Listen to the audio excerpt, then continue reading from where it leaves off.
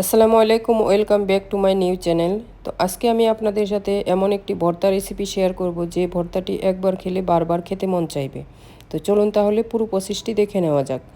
এখানে আমি ভর্তাটি করার জন্য নিয়েছি দুটো পটল, পেঁয়াজ, রসুন, শুকনো মরিচ আর নিয়েছি চেপা শুটকি। তো প্রথমে আমি শুকনো মরিচগুলো ভেজে নিচ্ছি। তো এখানে কিন্তু কোনো রকম তেল দেইনি, তেল ছাড়া মরিচগুলো সুন্দর করে টেলে নিচ্ছি। এই তো মরিচগুলো ভেজে নেওয়া হয়ে গেছে, আমি একটা প্লেটে উঠিয়ে নিচ্ছি। তো এই মরিচগুলো কিন্তু এভাবে ভেজে নিলে মচমচে হয়। তো এই তো মরিচ উঠিয়ে নেওয়ার পর আমি অল্প একটু তেল দিয়ে দিয়েছি আর দিয়ে দিচ্ছি পটল। পটল আমি সুন্দর করে স্লাইস করে কেটে নিয়েছি। এখন দিয়ে দিচ্ছি পটলগুলো আর সাথে দিয়ে দিচ্ছি কেটে রাখা পেঁয়াজ, তারপরে দিয়ে দিচ্ছি রসুন। এখানে কিন্তু আমি অনেকগুলো রসুন নিয়েছি, আর ভর্তাতে বিশেষ করে রসুনটা ব্যবহার করলে খেতে অনেক মজা লাগে। এই তো এগুলো এখন দেওয়া শেষ হয়ে গেছে, এখন আমি একটু নেড়ে দিচ্ছি। এ পর্যায়ে দিয়ে দিচ্ছি আমি পরিমাণ মতো লবণ। তো লবণটা একটু অল্প করে দিচ্ছি, যেহেতু ভর্তার সময় আরও দিতে হবে। তো এর পর্যায়ে আমি অল্প একটু হলুদের গুঁড়াও দিয়ে দিয়েছি। এখন উল্টে পাল্টে মিক্স করে তারপরে আমি ঢাকনা দিয়ে ঢেকে দিচ্ছি সেদ্ধ হওয়ার জন্য। তো ফিরে আসছি কিছুক্ষণ পর।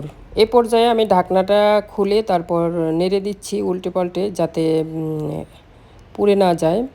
তো এই তো আমি কিছুক্ষণ নেড়ে তারপরে আবারও ঢাকনা দিয়ে ঢেকে দিয়েছিলাম যাতে প্রপারলি সিদ্ধ হয়।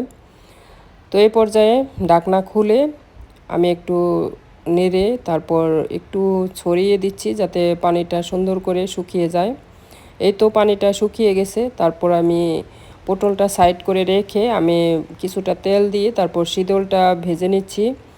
তো প্রত্যেকটা চেপা শুটকির ভিতরে কিন্তু একটা স্মেল আছে, এটা তেলের ভিতরে মচমচে করে ভাজি না করলে এই স্মেলটা আমার কাছে ভালো লাগে না। তো যাই হোক, আমি উল্টে পাল্টে চেপাটা ভাজি করে নিচ্ছি।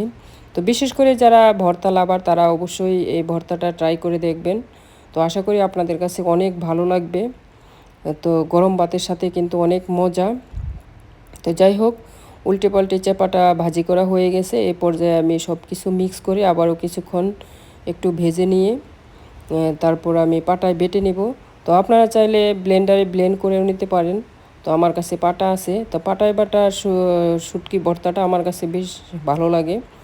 তো এই জন্য আমি পাটায় বেটে নিচ্ছি। তো আজকের ভিডিওটা আপনাদের কাছে কেমন লাগলো অবশ্যই কমেন্টের মাধ্যমে জানাবেন। আর ভিডিওটি ভালো লাগলে লাইক, শেয়ার এবং সাবস্ক্রাইব করে আমার চ্যানেলের পাশে থাকবেন। আজকের মতো বিদায় নিচ্ছি, সবাই ভালো থাকবেন, সুস্থ থাকবেন। আল্লাহ হাফিজ।